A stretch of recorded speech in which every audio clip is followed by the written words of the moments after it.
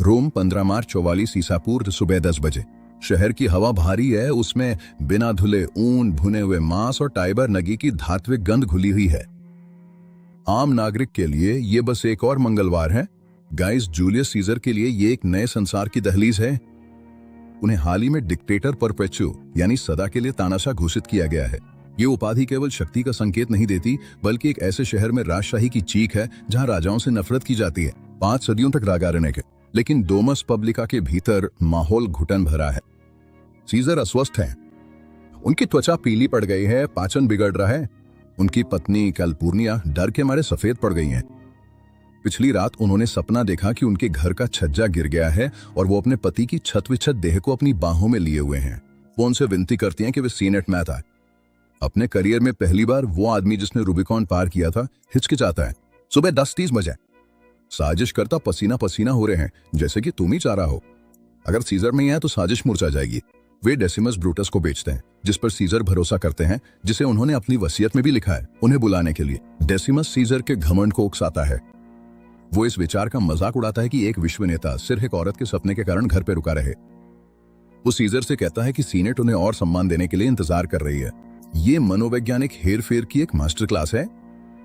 अंदर पर सुखा सीजर अपनी पालकी मनवाते हैं। सुबह 11:15 बजे आखिरी चेतावनी है।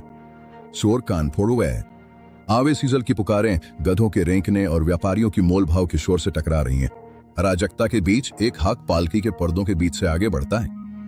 यह हाथ आर्टेमिडोरस का है, जो ग्रीक तर्कशास्त्र का शिक्षक है। वो सीजर के हाथ में एक छोटा सा स्क्रोल थमा दे पाए। उसमें हर षड्यंत्रकारी का नाम और उनके टोगा के नीचे छुपी हुई तलवारों का विवरण है।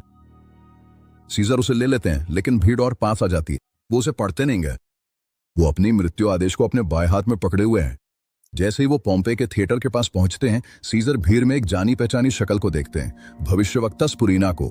वो ज्योतिषी स्पुरीना को देखते हैं, जिसने उन्हें मार्च के 8 से सावधान रहने की चेतावनी दी थी। सीजर उसका मजाक उड़ाते हुए कहते हैं, मार्च की एड्स आ गई हैं। स्पिरुलिना की आवाज धीमी और खरखराती है। हाँ सीजर, लेकिन गई नहीं गए। 11:40 पोम्पे का थिएटर। सीजर पालकी से बाहर निकलते हैं। लिक्टर के फासिस की लयबद्ध धमक पोर्टिको की संगमरमर पे गूंजती है। मार्क एंटनी सीजर के वफादार सहदूत और ताकत उनके साथ हैं, लेकिन षड्यंत्रकारियों ने उसके लिए योजना बना रखी है। ट्रिबोनियस आगे बढ़ता है और एंटनी को लंबी चौड़ी बातचीत में उलझा लेता है। सीजर अकेले हॉल में प्रवेश करता है। 60 सीनेटर एक साथ खड़े हो जप में। 60 ऊनी वस्त्रों के सरसराने की आवाज, एक सूखी सांप जैसी आवाज। 11:55 पूर्वाह्न गिरा सिमट जा पारे। वे राजनीतिक याचना के बहाने उसे घेर लेते हैं। इलियस किम्बर आगे मुड़का है। एक लिखित विनती को पकड़ी है। सीजर उसे दूर हटने का इशारा करके फिर संकेत मीता है। किम्बर सीजर की टोगा पकड़कर उसे उनके कंधों से नीचे खींच लेता है।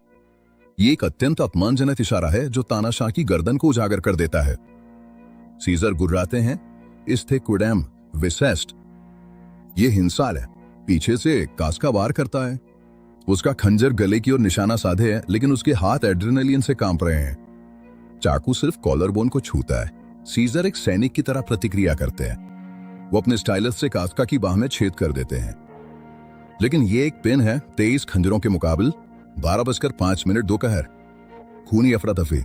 हॉल में हड़कम मज्जा का। षड्यंत्रकारी इतने उन्मादी हो जाते हैं कि आपसी झड़प में वे एक दूसरे को भी काटने लगते हैं।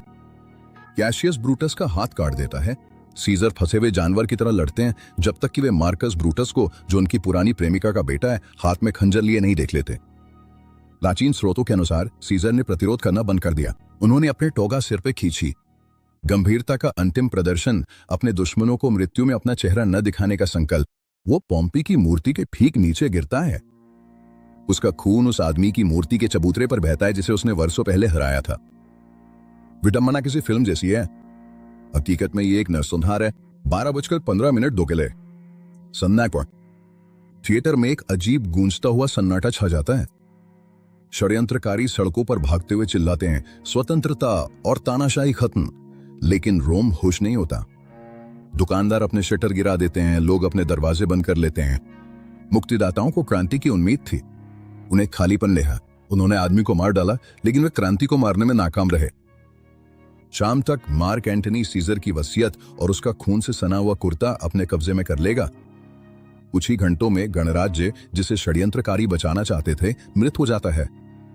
मार्च की एड्स बीत चुकी है, लेकिन सीजर की आत्मा अब जागना शुरू कर रही है।